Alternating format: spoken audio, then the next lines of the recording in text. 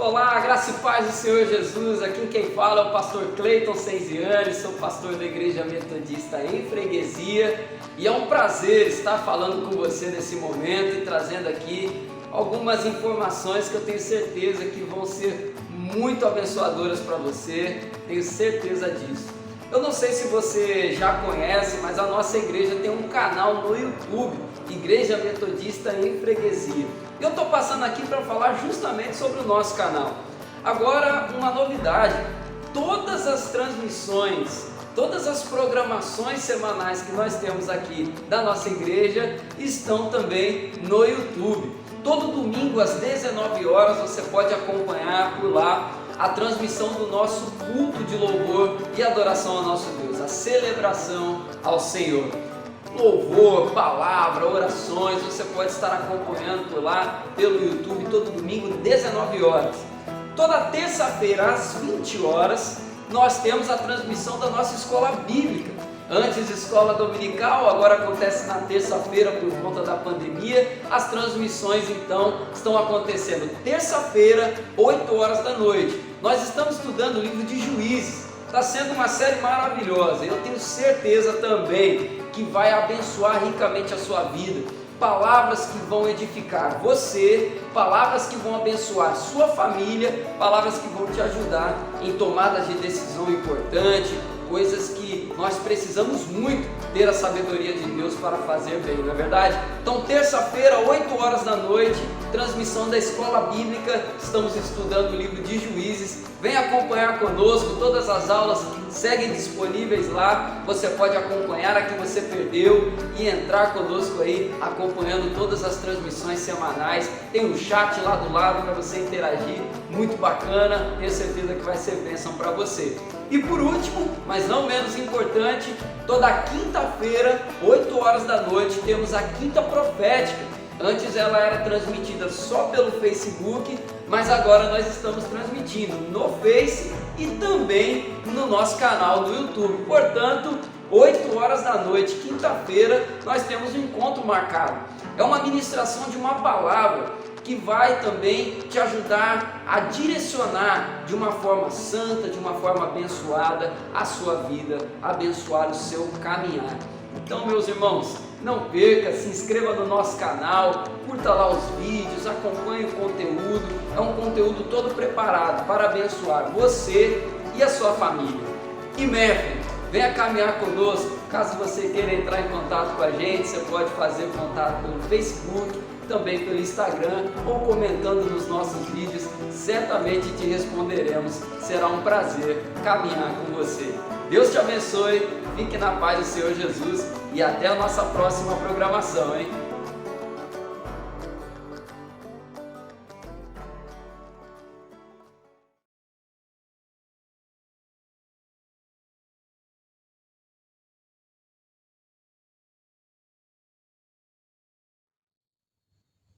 Olá, meu querido e minha querida, Deus te abençoe poderosamente. Estamos aqui mais uma vez para estudar a palavra do Senhor, dar continuidade nessa série de estudos sobre o livro de Juízes e com muita alegria sempre, com muita intensidade, com muita dedicação, que nós possamos hoje mais uma vez dedicar esse tempo de estudo da palavra da melhor maneira possível, que você possa continuar aprendendo, ouvindo com atenção essas palavras. Isso tudo aqui é feito para a edificação do povo de Deus. Então, já pegue aí a sua Bíblia, já separa aí o seu bloco de anotações, tudo aquilo que você vai precisar para, a partir de agora, estudar a palavra do Senhor aqui junto conosco, amém? Antes de começarmos, gostaria de orar juntamente com você, em nome de Jesus. Feche seus olhos, vamos falar com o Senhor. Pai amado, Pai querido, obrigado, Senhor, por mais esse tempo de aula. Te agradeço, Senhor, pela vida de cada pessoa que nos acompanha nessa transmissão e que possamos, Senhor, realmente desfrutar de um tempo poderoso e precioso na Tua presença. Abra o nosso entendimento, abra, Senhor, a nossa mente, o nosso coração, para que possamos, Senhor, em nome de Jesus, abrir a palavra e lê-la com atenção, receber cada instrução que é liberada sobre nós e que possamos levar para a nossa vida, Senhor. Usa minha vida para que o teu povo povo possa ser edificado e que nós possamos, Senhor, sair alegres dessa transmissão, sabendo que aprendemos um pouco mais da Tua palavra. É a oração que eu faço a Ti, te pedindo e te agradecendo em nome de Jesus. Amém. Glória a Deus. Abra sua Bíblia aí no livro de Juízes. Hoje nós vamos fazer a leitura do capítulo 6 e nós vamos estudar agora a vida de Gideão. Gideão, que é um juiz já também mais conhecido, né, no livro. Nós estudamos dois até agora, né? Nós estudamos a vida de Otiniel, que não é muito conhecido, não é muito falado, mas vimos ali que é uma história com um aprendizado imenso para a nossa vida. Vimos semana passada a Débora, né? Nós vimos ali o quanto que Deus usou a vida daquela mulher e como que ela é também uma referência de vida com Deus para nós. E agora Gideão, nós vamos ver aí a lição que aprendemos com a vida desse homem, e eu quero convidar você a ler comigo Juízes 6, do versículo 1 até o versículo 12, na palavra do Senhor, que declara assim para nós: os filhos de Israel, o que fizeram de novo? Fizeram o que era mal aos olhos do Senhor, e por isso o Senhor os entregou nas mãos dos midianitas durante 7 anos. Os midianitas prevaleceram contra Israel, e por causa dos midianitas, os filhos de Israel fizeram para si covas que estão nos montes, as cavernas e as fortificações. Por quê? Porque cada vez que os israelitas semeavam, os midianitas e os amalequitas e os povos do Oriente os atacavam, acampavam em Israel, destruindo os produtos da terra até a vizinhança de Gaza, e não deixavam em Israel sustento algum, nem ovelha, nem bois, nem jumentos, pois vinham com o seu gado e com as suas tendas como uma nuvem de gafanhotos, e eram tantos que não se podiam contar, nem a eles e nem aos seus camelos, e entravam na terra para destruir. Assim, Israel ficou muito debilitado com a presença dos midianitas. Então, os filhos de Israel clamaram ao Senhor. E quando os filhos de Israel clamaram ao Senhor por causa dos midianitas, o Senhor lhes enviou um profeta que lhes disse: assim diz o Senhor Deus de Israel: eu tirei vocês da terra do Egito, da casa da servidão. Eu os livrei das mãos dos egípcios e das mãos de todos os opressores. Eu os expulsei e dei a vocês a terra deles. E disse: eu sou o Senhor, o Deus de vocês. Não adorem os deuses dos amorreus, em cuja terra vocês estão morando. Mas vocês não deram ouvidos à minha voz. Versículo 11.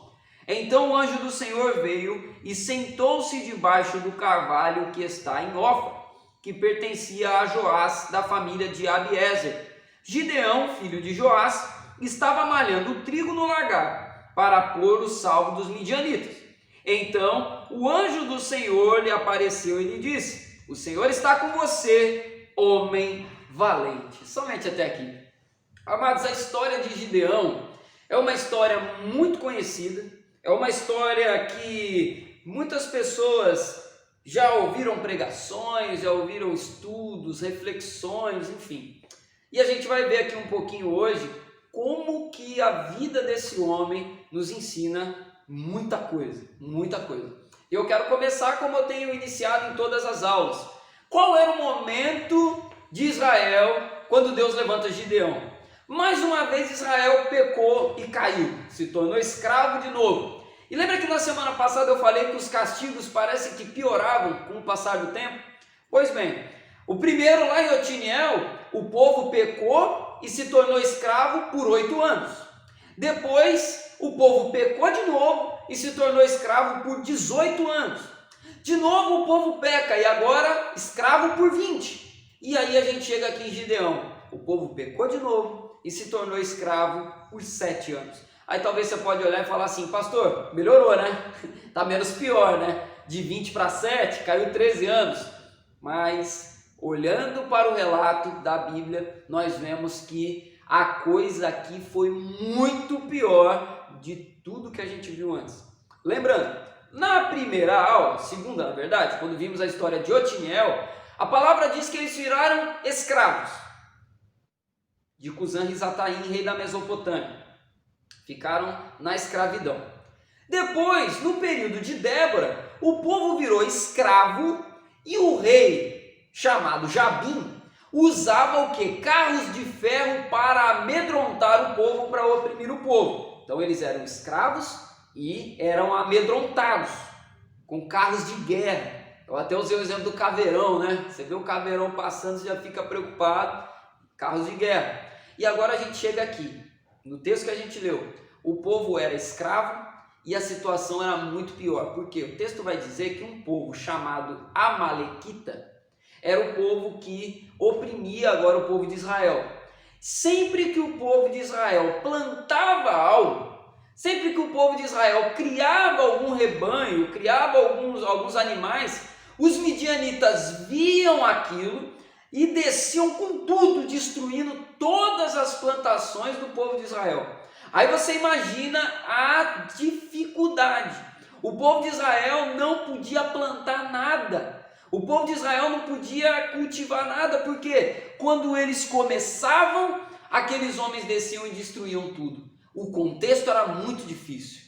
E aí, agora trazendo uma aplicação para a nossa vida, olhando esse contexto, às vezes a gente vive essa situação também, oprimidos por pessoas ou por outras situações, onde nós começamos a sonhar com alguma coisa, onde nós começamos a fazer alguma coisa, nós começamos a realizar algo na nossa vida, só que aquelas pessoas, aquela opressão que se levanta contra a nossa vida, os ataques do maligno contra nós vêm para tentar destruir tudo aquilo que a gente começa.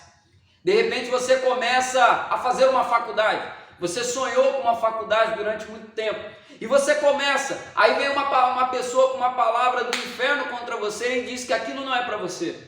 Talvez você sonhou muito tempo com um casamento e você começa a projetar o casamento que você tanto sonhou. E quando você começa os preparativos, vem alguém e fala para você, isso não é para a sua vida, e te desanima também.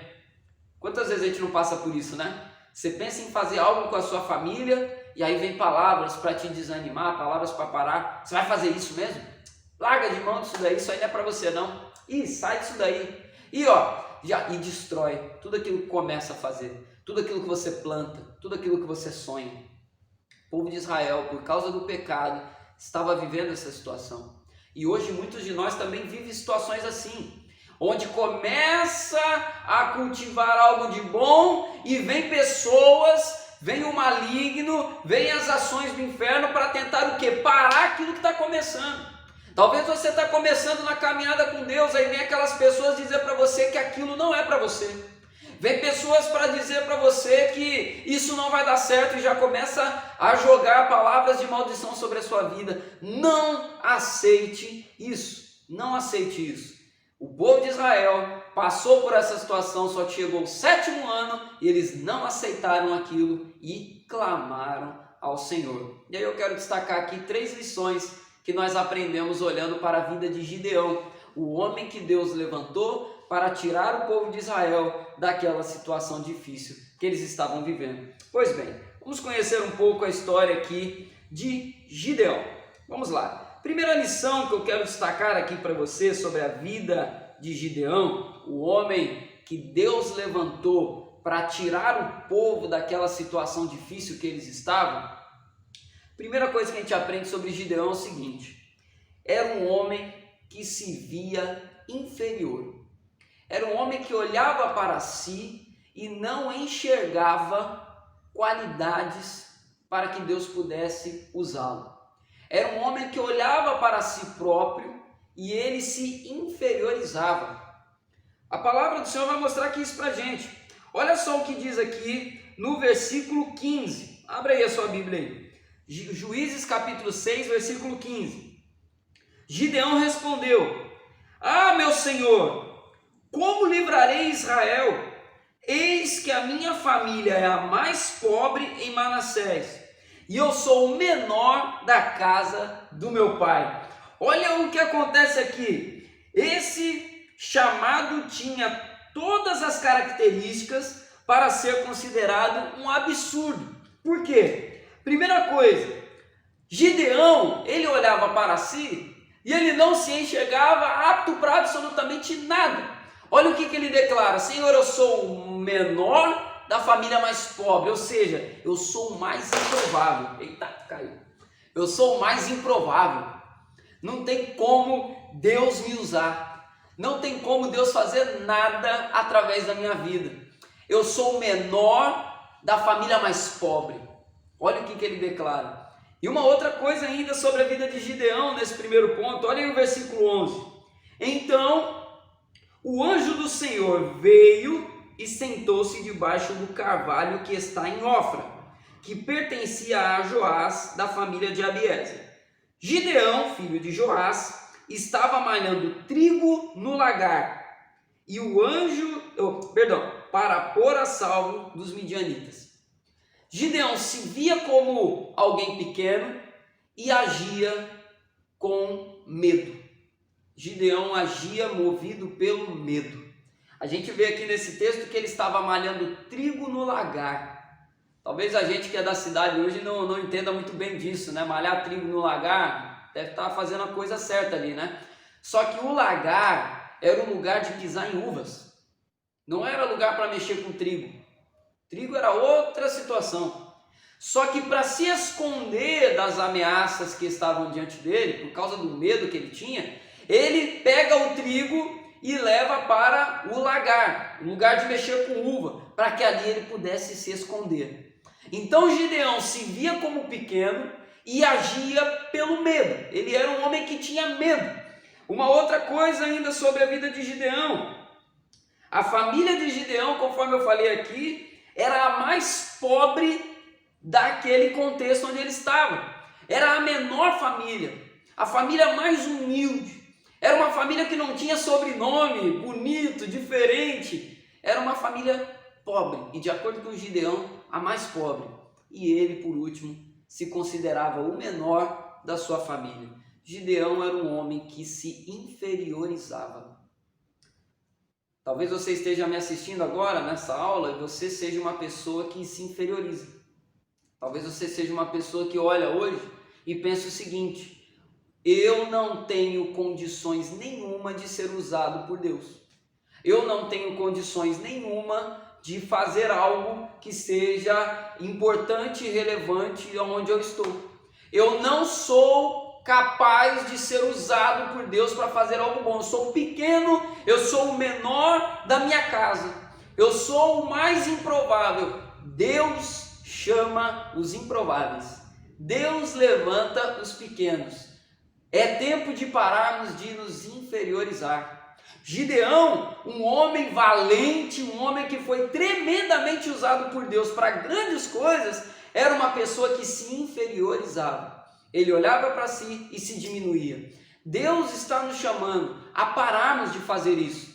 Pare de olhar para a sua vida e enxergar apenas deficiência. Para de olhar para a sua vida e enxergar apenas coisas ruins. Porque, amados, todos nós, se formos procurar mérito, nenhum de nós aqui tem tamanho, tem qualidades próprias para ser usado por Deus para fazer grandes coisas, porque todos nós pecamos, todos nós falhamos e todos nós somos fracos. Independente se você tem faculdade, independente se você tem mestrado, doutorado, se você é rico, PhD, independente se é pobre, se tem ensino fundamental, médio, não importa, todos são fracos. A força não vem de nós mesmos. Gideão, quando é encontrado pelo anjo do Senhor, ele declara: eu sou o pior, eu sou o menor da família mais pobre, eu não sou alguém que Deus pode usar. Quantas vezes a gente não encontra situações assim? Você sabe, Deus pode e quer te usar. Deus quer te usar para você ser bênção nesse mundo. Deus quer te usar para você impactar esse mundo. Deus quer te usar para você ser bênção nessa igreja que Deus te colocou. Mas se você continuar se inferiorizando e se apegar a isso, você vai se enterrar, você vai matar aquilo que poderia acontecer na sua vida, porque você vai se apegar muito mais às suas falhas do que aquilo que Deus pode fazer. É tempo de escolhermos.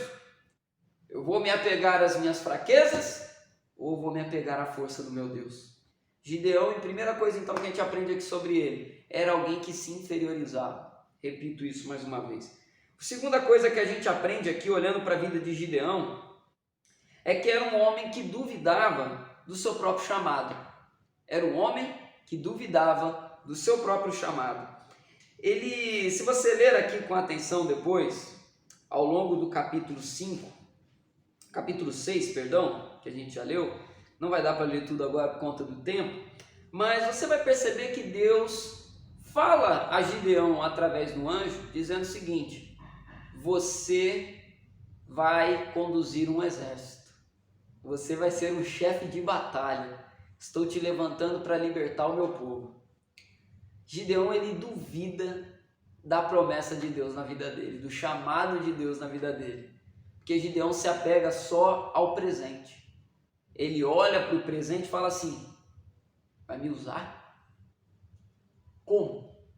Ele duvida daquilo que Deus pode fazer. E ele começa então a fazer provas. Ele começa a perguntar: ah, Deus, você quer me usar mesmo? Então, se for o Senhor mesmo, se for algo do Senhor mesmo para a minha vida. E aí ele fez alguns testes. Entre os testes ele falou o seguinte: olha, então tá bom, eu vou deixar esse fio de lã do lado de fora da minha casa. Se for de Deus mesmo isso, eu vou dormir, amanhã eu vou acordar, eu vou sair. Eu quero que só o fio de lã esteja molhado e o resto tudo seu. Se isso acontecer, eu vou saber que é Deus que está me chamando. O que aconteceu no dia seguinte? Estava só o fio de lã molhado e o resto tudo seco. Não contente com isso, Gideão faz outro teste. Fala: não, para confirmar mesmo agora de vez, eu vou fazer o seguinte agora. Amanhã eu quero acordar e tudo vai estar molhado, menos o fio de lã. O que acontece no dia seguinte? Exatamente aquilo. Gideão vai fazendo um teste atrás do outro, uma pergunta atrás da outra. Ele duvidava daquilo que Deus podia fazer através da vida dele. Isso também ensina para nós: para de duvidar, para de duvidar. Você vai caminhar pela fé ou vai caminhar pela incredulidade? Essa é uma decisão que está sempre diante de nós. Você vai duvidar daquilo que Deus pode fazer através da sua vida? Ou você vai crer que o que Deus está falando para você é real? Ou você vai crer no poder de Deus na sua vida? Gideão ficou olhando para a sua própria fraqueza e duvidou daquilo que Deus poderia fazer. Às vezes a gente duvida que Deus pode usar o talento que a gente tem. Você tem um talento, você tem um dom. Você tem coisas boas que Deus colocou em sua vida. Talvez você seja alguém comunicativo, uma pessoa que conversa bem, uma pessoa que é agradável de estar ao lado, as pessoas gostam de ficar perto de você. Talvez você seja uma pessoa que não comunica-se tão bem, mas é uma pessoa que tem um dom especial para fazer alguma coisa. Você tem um talento. Você tem algo na sua vida que Deus te deu. Deus vai usar você com aquilo que Ele colocou em você para você fazer a diferença nesse mundo. Algo que a gente precisa parar é de duvidar. Às vezes a gente fica se questionando: ah, eu não falo bem, ah, eu não sei fazer. Larga a incredulidade. Se entrega diante de Deus e deixa que Deus flua através de você. Abra a boca e começa a falar aquilo que Deus vai colocar nela aí. Você vai ver os conselhos que você vai dar, você vai ver as palavras que Deus vai colocar na sua boca para falar com alguém que você conhece, você vai ver o abraço que você vai dar em alguém, você vai ver algo de bom que você vai fazer, o fato de você estar perto. De repente você tem um dom aí de cozinhar bem, faz coisas gostosas, e aí você de repente faz algo bacana na sua casa, chama alguém que você conhece que está sofrendo, aquela pessoa come com você, aquela comida traz uma alegria no ambiente e você começa a falar e Deus começa a te usar. Todos receberam um chamado, todos nós. Ide por todo mundo, pregai o evangelho a toda criatura. Pregar o evangelho não é só com o microfone na mão. Pregar o evangelho não é só subindo em palanques, subindo em trio elétrico e fazendo carreata pelas ruas.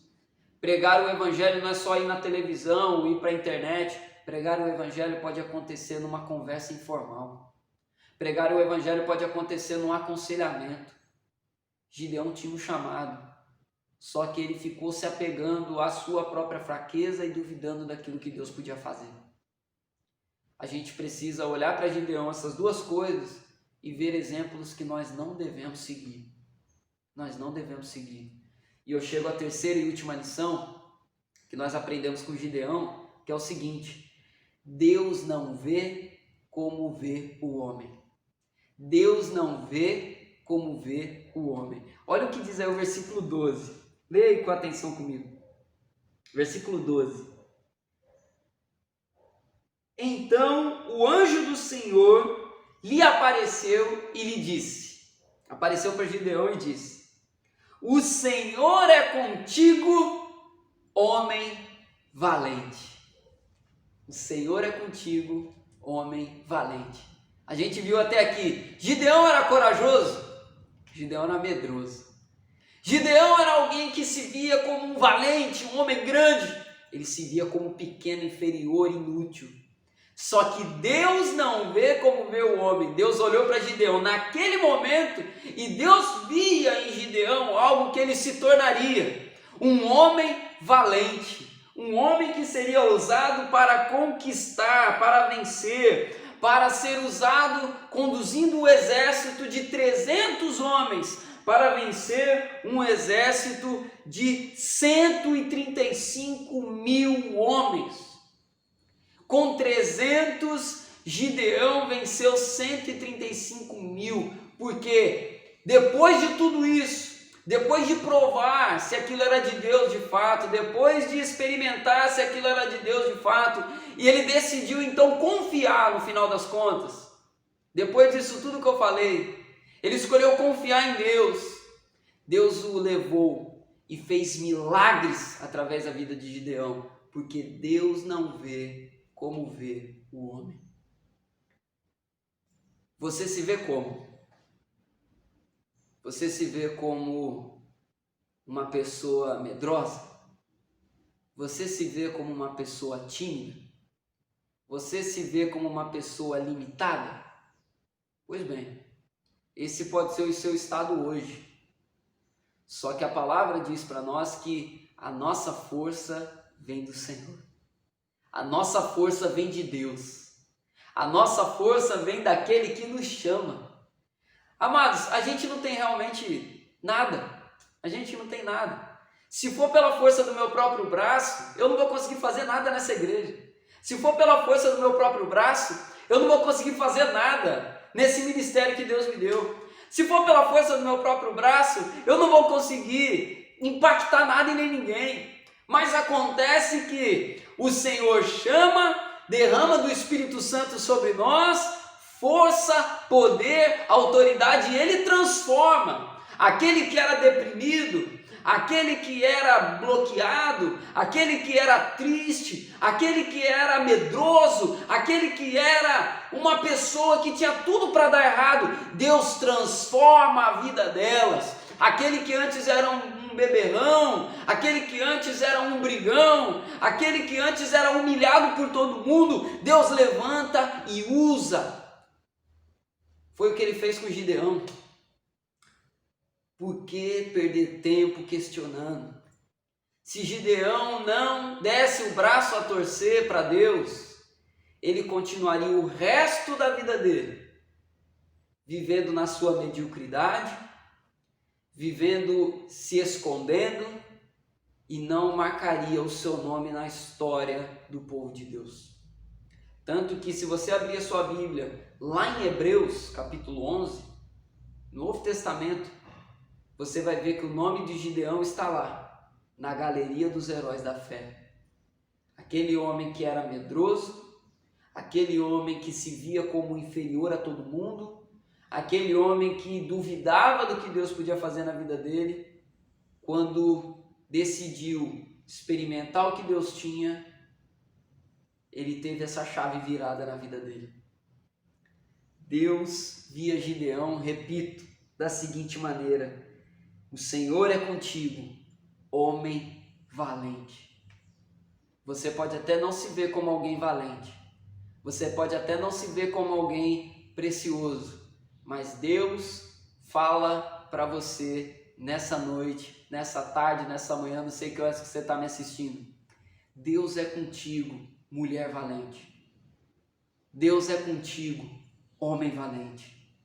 Deus é contigo, jovem valente. Deus é contigo, criança valente, adolescente valente. Para de perder tempo se diminuindo. Para de perder tempo questionando o poder de Deus. Deus quer e pode e vai transformar a história da sua vida, da sua família, da sua casa, do seu bairro, da sua igreja, se você permitir que Ele use a sua vida para que você possa ser parte dessa história. E aí? Vai ficar nesse nível raso ou você quer ir mais fundo? Que o Senhor possa continuar te abençoando em nome de Jesus. Eu quero orar com você nesse momento, agradecendo a Deus por essa aula que tivemos. Acabou que foi uma aula meio pregação, né? Mas eu quero deixar essa palavra para você. A história de Gideão é muito linda. E essas 3 lições precisam ser praticadas por todos nós. É tempo de parar de perder tempo. É tempo de parar de ficar se diminuindo. Se diminuir apenas é bom diante do Senhor, que Ele cresça e que eu diminua, isso sim. Só que se diminuir do seguinte: ai Deus, o Senhor não vai me usar porque eu não posso, eu sou muito ruim, eu sou muito pequeno, ai Deus, eu não sei falar direito, eu tenho pouco tempo de igreja, ai Deus, eu não sei o que, ai meu tempo já passou. Para! Isso não pode. Isso a gente aprende com o Gideão, a não aceitar. Não aceitar que a incredulidade tome conta do nosso coração. Nós somos aquilo que Deus fala que nós somos. E é nisso que temos que confiar, amém? Vamos orar? Quero convidar você nesse momento a se preparar para orar comigo. Senhor amado, muito obrigado, Senhor, por essa aula. Obrigado, Senhor, por aquilo que o Senhor nos ensinou hoje através da vida de Gideão. Um homem que questionou, duvidou, tentou fugir de todas as maneiras possíveis, Senhor.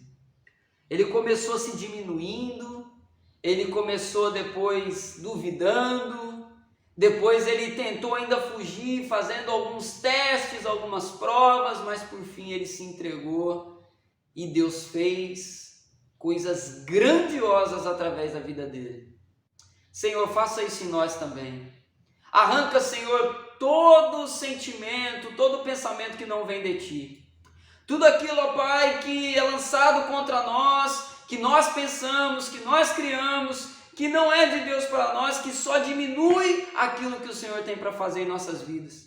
Senhor, nós não queremos aceitar esse tipo de situação. Ó Pai, nós não queremos aceitar a incredulidade tomando conta do nosso coração e fazendo a gente duvidar de tudo aquilo que Deus pode fazer. Senhor, nós somos homens e mulheres valentes, nós somos pessoas valentes que o Senhor chamou, que o Senhor levantou e que o Senhor quer usar. Senhor, usa as nossas vidas e não permita, ó Pai, que nós venhamos ficar perdendo tempo com coisas que não são para nós. Nós queremos te agradecer, Senhor, por essa aula e que essa palavra venha ficar marcada em nosso coração, Senhor. É a oração que fazemos, te pedindo e te agradecendo em nome de Jesus. Amém, amém e amém. Glória a Deus, amados. Grava essa palavra no teu coração e eu quero até te desafiar a que depois você possa ler a história completa de Gideão.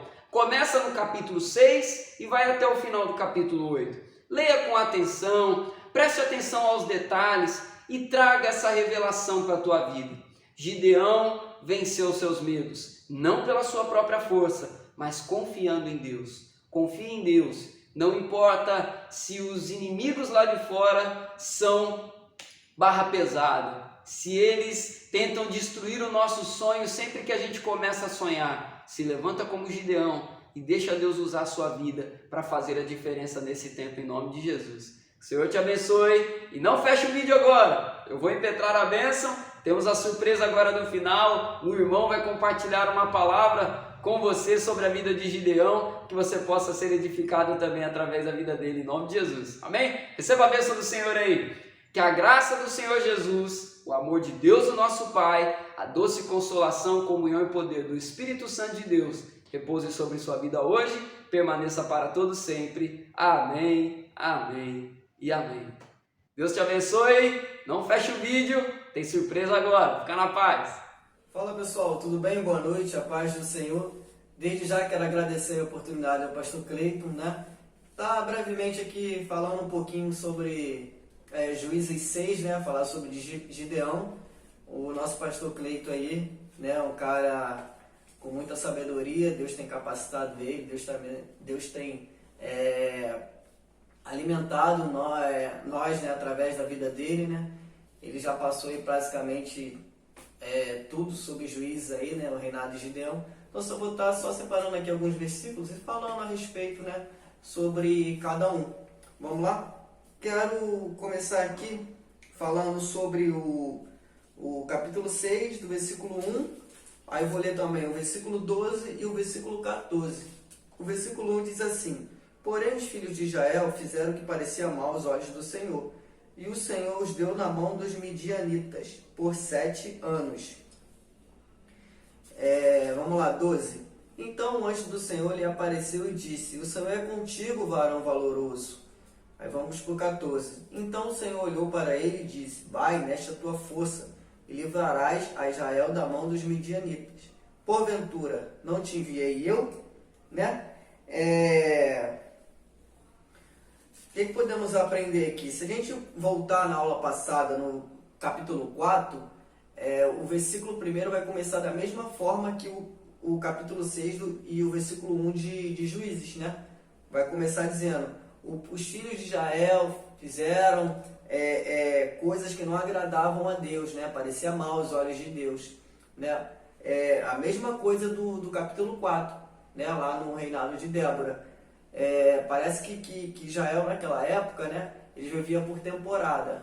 Essa temporada Deus vai levantar um libertador, vamos clamar, né? O libertador vai ser levantado, né? Eles vão vencer a guerra, tudo vai voltar ao normal, né? Vencemos a guerra, na cabeça deles, né? Tá tudo tranquilo, vamos adorar outros deuses, vamos adorar Baal, vamos se prostituir, vamos fazer coisas, etc, né? Coisas que eles sabiam que não agradavam a Deus, né?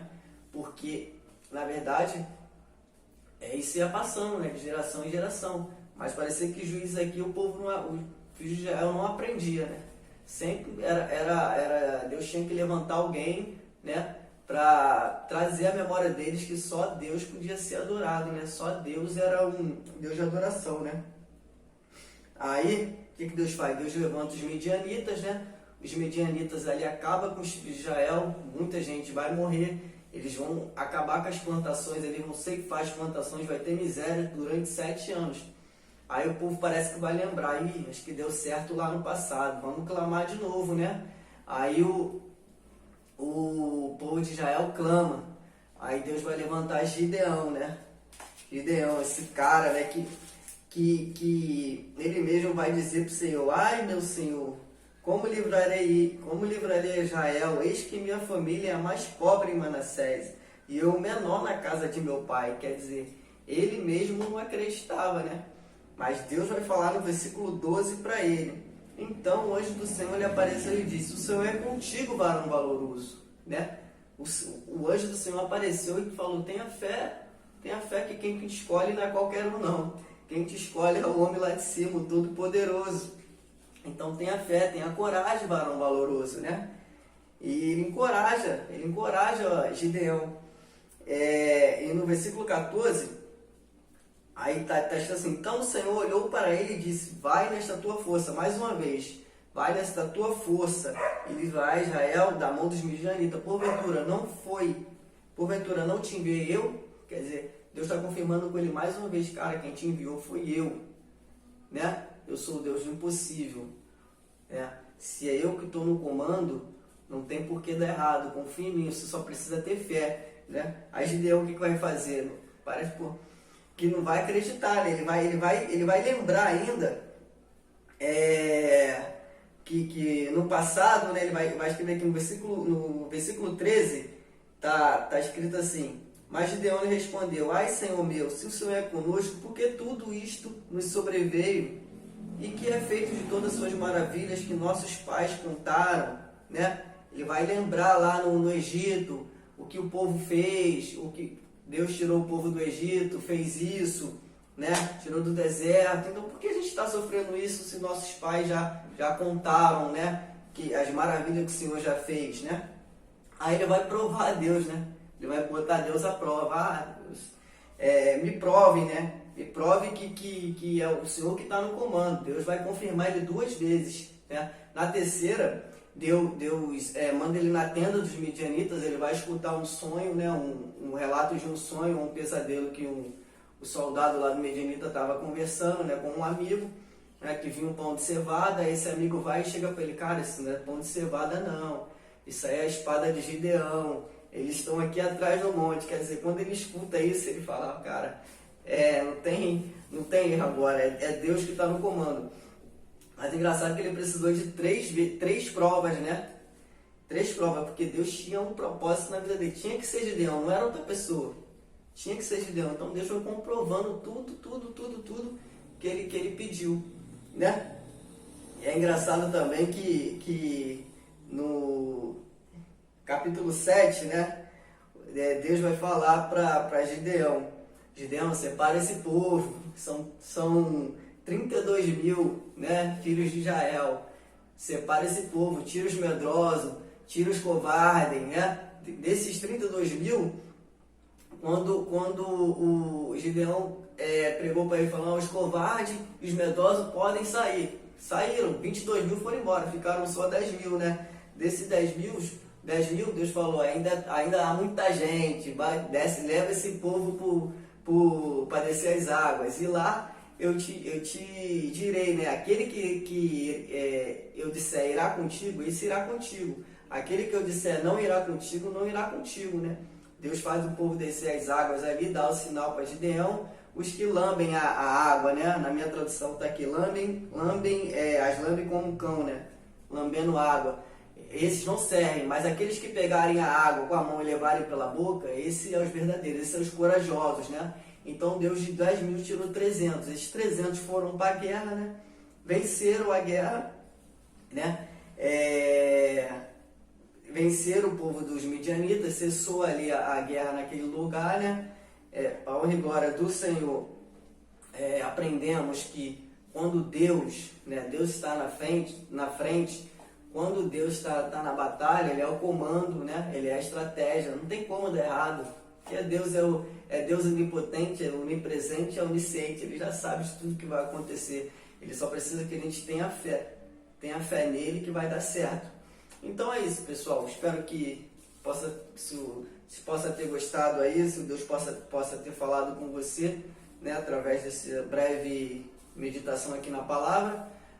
Obrigado pela oportunidade mais uma vez e Deus abençoe.